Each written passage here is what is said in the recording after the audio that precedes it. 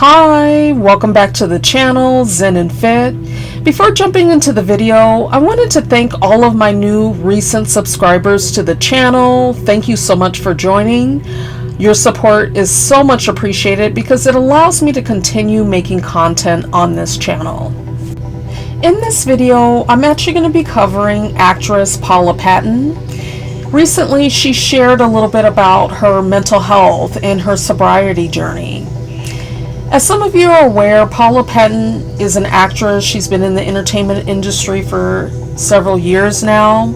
She's acted in films including Baggage Claim. She was also in Just Right with Queen Latifah and Common. She was also in The Perfect Match. She was also in Jumping the Broom, if you guys recall that movie that came out in 2011. So she's been in several films throughout the years. Paula Patton recently starred in a movie called Finding Faith. And while she was promoting this film this year, she openly discussed her own mental health. She talked about how she had been dealing with anxiety her entire life and how she became sober from alcohol. She said she's been sober for about 7 years, and she talked about what inspired her to become sober was her son.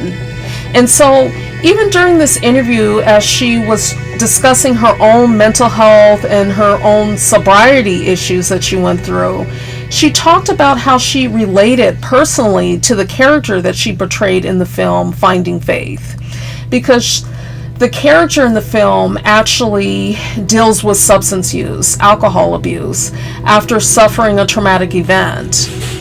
And so Paula Patton openly talked about how she related to this character on a personal level, just based upon her own personal struggles in life.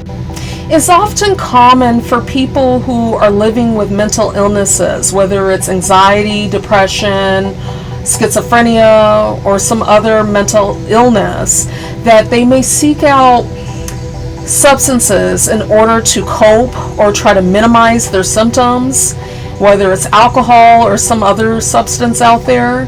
And I'm not saying that this is the case with Paula Patton per se, not at all, but I'm just saying in general, you may see that individuals who have mental illness may seek out substances, even something as common as alcohol.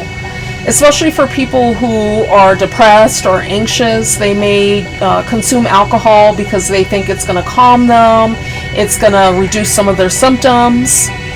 And it can be quite often that actually the opposite occurs when they're turning to these particular substances. And in fact, like, some people can become dependent on these substances or develop an addiction as a result of relying heavily on substances. So I think it's wonderful that Paula Patton was willing to share her own personal journeys and her life struggles when it comes to alcohol, as well as her anxiety journey.